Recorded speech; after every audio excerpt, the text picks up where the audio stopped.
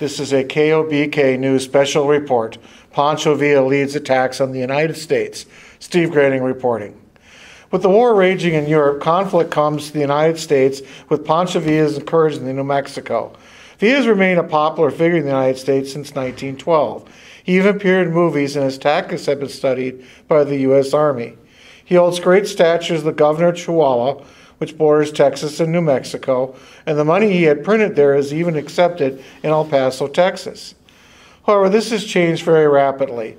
Villa felt betrayed by the U.S. government in 1916 after President Woodrow Wilson refused to allow more arms to be sent to aid Villa and his troops and allowed Mexican federal troops to access U.S. railroads. This was done to aid Venustiano Carranza, who was the first chief of the Constitutional Army, to expedite establishment of a stable Mexican government. Villa is now fighting Carranza for control in northern Mexico. On January 11th of this year, Villa's forces attacked a train in Santa Isabel in Chihuahua and killed 17 out of the 18 Americans on the train. 15 of the Americans killed worked for the American Smelting and Refining Company, with the 16th the lone surviving American. Villa admitted ordering the attack, but not killing of the Americans. On March 9th, Villa ordered attack on Columbus, New Mexico to gain more military supplies in Villa's fight against Carranza.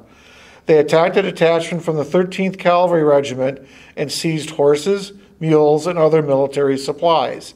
The town was burned down as well. 18 Americans and around 80 of Villa's men were killed. President Wilson responded with a punitive expedition, U.S. Army, which started on March 14th.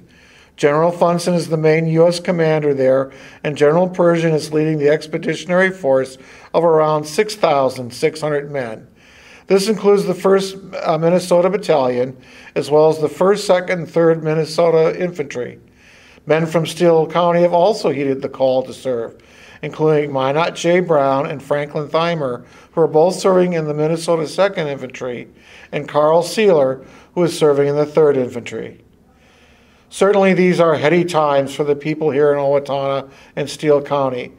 News of the pursuit of Pancho Villa in Mexico and the Great War that continues in Europe and the Atlantic Ocean fill the front pages of newspapers literally every day. Will our country be forced into wars on a number of fronts? Only time will tell. This has been provided by the Steele County Historical Society, preserving and sharing history today for tomorrow.